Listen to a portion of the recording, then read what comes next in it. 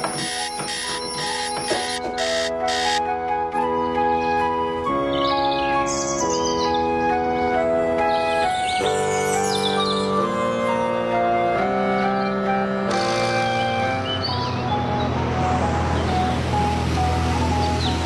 morning. Where are you guys all headed off to? Oh, going for that first cup of morning Joe, huh? Yeah, I know it's none of my business. Isn't that the sort of thing you ought to be getting at home? Home coffee. Bad. Bad? Oh, yeah? Well, try this on for size. You know, there used to be a time that folks were proud of their home brew. I mean, heck, back before there were pre-ground packets and freeze-dried crystals, shoot, people not only ground, they roasted their own coffee. Well, try that. Hey, this is good. Darn tootin' it is. Stuff I make never tastes like this. Well, see, unfortunately, most of us have handed the brewing over to those big gadget-laden counter sculptures that are really more about looks and convenience than flavor. Now, you got to think of it this way. Brewing is cooking. I mean, would you hand your steak over to some machine to cook for you? Heck no. I'm telling you, friends and neighbors, it's time we took coffee back into our own hands. But how? I'll tell you how. First, we've got to really understand our ingredients. We've got to master some basic techniques, and we've got to get hold of some reliable tools. Do you really think we could do it, stranger? Friend, humanity demands it. Besides, I don't know about those little bunnies there, those little lambsies you got on, but these little piggies were not made for beating the mean streets. So, are you with me?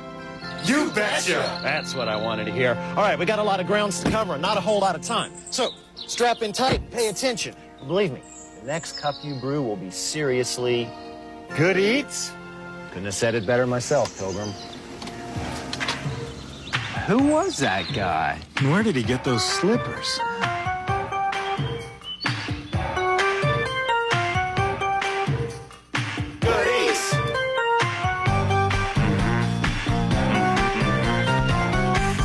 The coffee bean is actually the pit of a cherry-like fruit that grows, botanically speaking, on one of two varieties of coffee tree.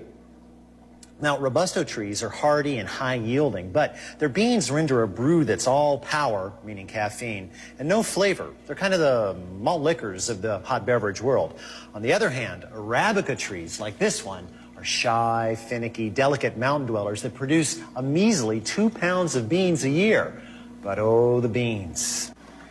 Not only do Arabica beans deliver a sublime gestalt of flavor, acidity, body, and aroma, they actually have the ability to capture the essence of where they were grown. Like great wine grapes, Arabica beans deliver terroir, which means that not only are beans from the three major world growing areas different from each other, but within each of these areas, there are hundreds of different subtle variations. Now, as much as I don't care for gross generalizations, I do have a little analogy that I've been working on to kind of sum up this whole world coffee thing. So here I go. Hawaii and Central America, bright, snappy pop music. Okay, you with me? East Africa and Yemen, brooding, but still catchy. Beethoven on a good day. Then you've got Sumatra and Indonesia, and the coffees down there are just plain funk. No way around it. Oh, geez, I gotta go.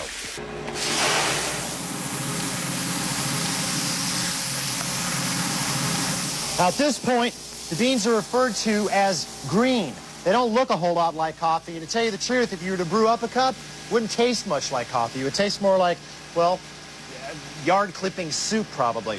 No, it requires the talents of master roasters at this point to fulfill the flavor potential of the bean through the application, judicious application, of heat, which is the next step. Because once they're sucked up through this hopper, these beans will head into this giant, oversized, well, gas-powered clothes dryer, I guess you'd say, which is being operated by a master roaster. In this case, Dr. Don Wilson. Hi, how you doing, Don? Good, thanks. Good. Thanks for having me in. You're welcome. I got a question for you. Yeah. What exactly is it that roasting does? Well, what we're going to do is bring the beans up through temperature, and we're looking for color, consistency, and most important, we're going to look for chemical change in the beans to bring out the aromas, the flavors. It's a process called pyrolysis.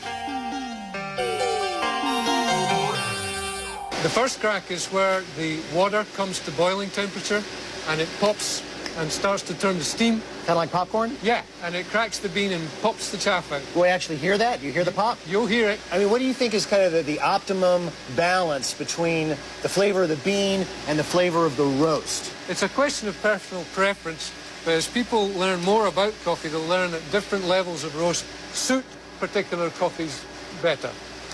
That's the first crack. You're hearing it now. Yeah, and we're going to take there. frequent samples to determine when it's absolutely at its best. We're going to see a little bit of oil appearing just in the center of the surface of the Now, bean. that's starting to look like a seriously cooked coffee bean. I got seconds now to get this right, so I'm going on a combination of eye, nose, and ear. Okay, we're ready to drop. Since Don was after a bright acidity and regional characteristic, he stopped these beans at a light city roast. A few minutes down the line would have been a full city, usually considered the perfect balance of flavor and body. A little further than that, a French or Vienna roast trades flavor for body. Then later, an Italian roast, which at point is, well, it's practically charcoal and no real flavor of the bean remains, just roast. The further you roast coffee, the lower in caffeine it becomes. So an espresso roast has actually got less caffeine per ounce than a light city. Well, Don, thank you very much for the tour. Appreciate your work. Beautiful job. Well, now that they've reached their peak of flavor, each one of these tiny beans is also a ticking time bomb. That's because unless they're stored in airtight containers immediately, they start going stale. The problem is these beans, at least for the next couple of days, will be giving off prodigious amounts of carbon dioxide. So much so, in fact, that they'll basically blow their way appropriately out of any container you seal them in. But there is a way to diffuse the situation. A coffee house that roasts on premises can avoid explosive situations by moving beans straight from the roaster to jars, which when opened on a regular basis allow for venting. Now, as long as the coffee house enjoys a speedy turnover, staleness will never have a chance to happen. Now, a good coffee house, by the way, is a lot like a good fish market. The busier it is, the fresher the product is. As far as grocery stores go, well, that's a whole nother can of beans. It used to be, by the time a coffee gassed out and was shipped to a retailer, it was well on its way to staledom. But in the 1960s, an Italian engineer came up with a way to keep freshness in while giving CO2 away out. An airtight bag with a one-way valve laminated right into the side. Just feel around your bag. You'll know if it's there. Thus contained, beans can remain fresh for 2, maybe 3 months. By the way, whole beans are not always fresh beans. Given a little air, a little time, a little light, even the most noble beans will be rendered flavorless. So, beware open bean bins. Oh, geez, I gotta get moving. These two bags may look alike, but they're not. See, this bag is actually sealed. Well, this bag is merely closed. See, your friendly neighborhood roaster never meant for you to keep beans in this bag. He just didn't want you to have to carry them home in your pockets. The sealed bag, on the other hand, is an acceptable storage device. But remember, once it's breached, the time bomb clock starts ticking again. You can defuse the situation by getting all of these back into an airtight environment. Do not be fooled by these little twist ties. These are not acceptable containers anymore. But a canister is fine, as long as you know that the seal is airtight. Now, as for temperatures, freezing or refrigerating may be popular with coffee fans, but not with coffee beans. See, each time you fetch them from the chill, moisture condenses on the surface of the bean, which only makes them degrade faster. Now, as long as you don't stash this near the oven, room temperature will do just fine. Now that we have procured and secured quality beans, we only have 97% of the coffee ingredients to go. Oh, geez, I got a boat to catch. Coffee is mostly water. Not only does H2O work as a solvent, liberating flavor compounds from the bean, but it lends its own flavor to the equation. Now, most of us receive our tap water from municipal supplies pumped from rivers and lakes into huge basins where various suspended solids are removed via sedimentation and coagulation. Now, various disinfectants neutralize various pathogenic organisms, and various filtration mediums clarify matters further. Now, besides chlorine and fluoride, your average tap water contains at least trace amounts of other chemicals which ensure its wholesomeness, which is not to say it makes it taste good. Luckily, a simple carbon-based water filter can wrestle away most of the offending flavors. In areas that have either excessively hard, soft, or sulfury water, you should probably go with bottled water, but avoid distilled water. It's so flat and empty that it really just can't chemically get a grip on the grounds. Oh, geez, time to talk mythology. You know, brewing coffee is a lot like blackjack. It's a gamble, but just like the good gambler knows how to play the odds, the good brewer knows how to play the odds. For instance, a good brewer knows that 30% of the bean's total weight is extractable by water. He would also know that of that, 2/3 tastes really great. He would also know that that last third tastes really rotten. So the question is, how far are you willing to go? Because if you extract just enough, you'll have a great tasting cup. But if you go too far, ooh, busted. Oh well, hopefully making coffee won't ever be as painful as this. And it won't be, as long as you can control 4 specific functions. You've got to be able to control the temperature of the water, the size of the grind, the proportion of coffee to water, and finally, the brew time. If you've got those down, every single cup is going to be a winner. Well, better luck next time, sir. Appreciate that. Oh, geez, I gotta go.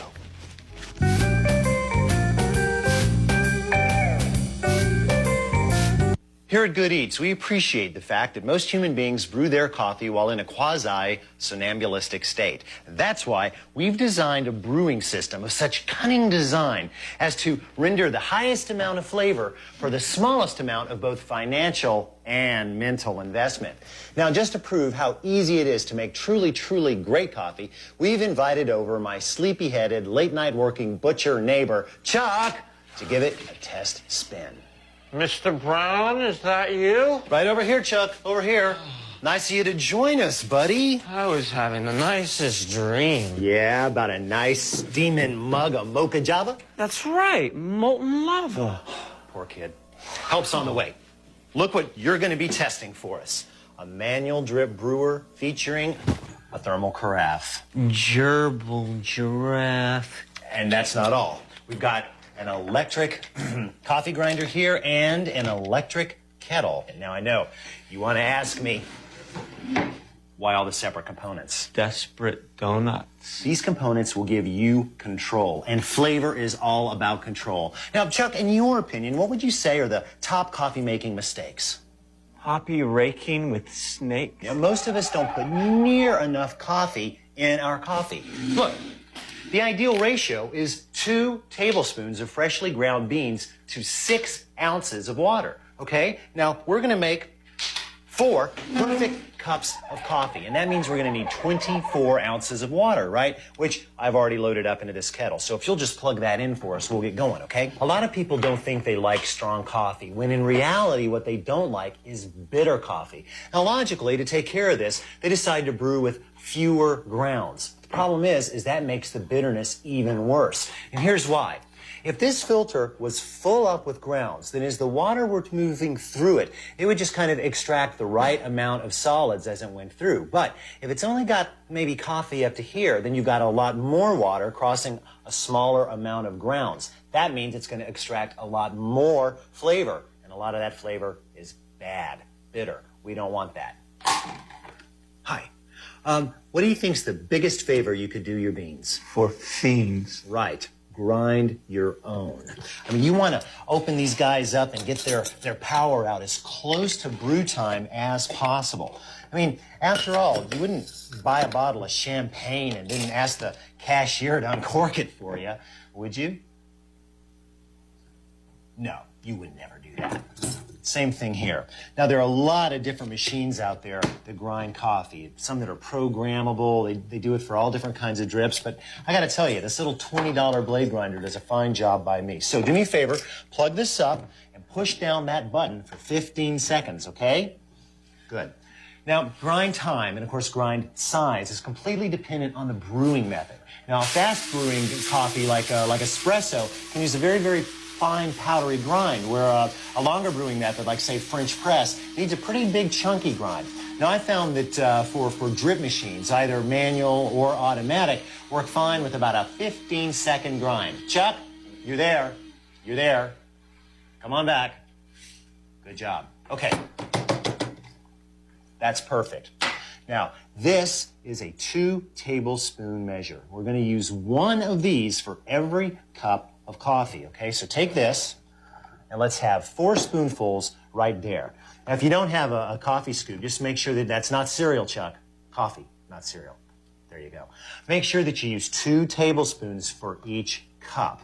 You've got that. Now, a lot of folks like to use paper filters, and they're fine. Although I find that these gold filters, besides being a little easier on the local landfill, allow more of the body-producing compounds to pass through from the coffee, and I like that. These little guys will pay for themselves in 1 year. You know, I think the water's ready. I don't want to go steady.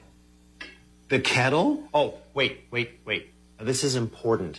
The ideal extraction temperature is between 190 and 205 degrees, which is just off the boil. So hold that for about 10 seconds, okay? Now, here's another little tip. Since coffee grounds have a tendency to float when you pour in the water, give the top a little bit of a spritz. By pre-saturating those grounds, you're going to have a much cleaner extraction, which is a good thing. Now, you may pour. Now, odds are good, he's going to have to fill that cone about 3 times, and it's probably going to take a total of 4 minutes, and that is perfect, because the last great secret to coffee brewing is that you want a 4 to 5 minute extraction. That is the window where the flavors we are after will come out. Want to know how many 6-ounce servings your electric maker can crank out? Just fill it full of water, measure how much it holds, and divide by 6. 4 minutes to brew, 3 minutes to heat the water. If you ask me, 7 minutes is not too much of an investment for a perfect pot of coffee. Of course, the very best thing about this carafe is that when he wakes up in a few hours, this will still be hot. Oh, geez, I gotta go. Well, it looks like our friend Chuck is now friskier than a herd of Ethiopian goats. Hey, Chuck, I can't help but notice you're mopping my floor. Ah, it's the least I can do, Mr. Brown. Okay. What I want to know is what's got him feeling so darn good. Luckily, I've got a registered dietitian hanging around the place who can answer these kinds of questions. So, why is he feeling so darn good? It's the caffeine. He's really wired from the caffeine. Yeah, I think he drank like the whole pot of this thing. How does that stuff work? Well, it works because in the brain, the caffeine prevents adenosine from being released in the brain, and adenosine is a compound in our brain that helps to keep us calm.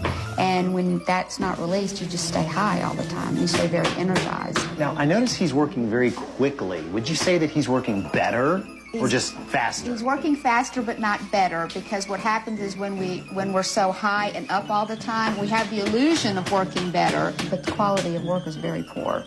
So, in other words, it makes you faster, but it doesn't make you better. Right, so you better check your floor, because it's probably not very clean. So, I mean, most people think of caffeine as just kind of, you know, this mild little thing. That doesn't look very mild. Now, for some people, it can be very, very strong and have this kind of effect, and while other people can drink a cup of coffee with caffeine in it before they go to bed, and it never affects them. And you just need to be aware of how it affects you. And if it affects you in a hyper way, you probably shouldn't drink it.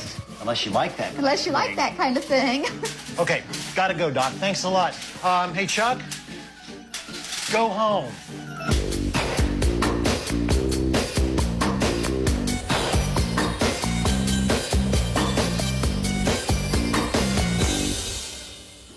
Now, all this caffeine talk begs the question, is there such a thing as a great cup of decaf? Well, it's not really a simple question. It's got a lot to do with economics. Now, let's say that this cup of decaf and this cup of regular both cost $100. But we're okay with that because we know that quality beans cost, right? Okay, now, even at its best, decaffeination is like doing surgery with a hand grenade. I mean, you may get most of the caffeine, but a lot of the good stuff's going to go down the proverbial drain with it. To make up for that, decaffeinators have to use the best quality beans called AA. They're not really gold, but you get the idea. They, of course, cost more money. There. Oh, did I mention that decaffeination is a complicated process requiring expensive factories? There you go. And you don't have to be a fat cat industrialist to know that that means more of these. So, now you've got your decaf. And it's pretty darn good, but it costs a heck of a lot more than my regular, which we consumers just won't tolerate. Now, coffee processors respect that. So, there go the AA beans. Pity. That doesn't even things up. But we can't do without the factory, so we'll have to go with substandard beans. There, now they cost the same. Of course, now this cup tastes a lot like a wet. So, either settle for drinking less of this hard stuff here, or seek out expensive decafs. Until someone genetically engineers a coffee tree with a no caffeine gene, this is the best we can do. Now, we hope we've inspired you to wake up and smell, yeah, well, you know. Just remember that beans in water are ingredients. Brewing is cooking. And if you take the time, pay attention to details, this is good eats.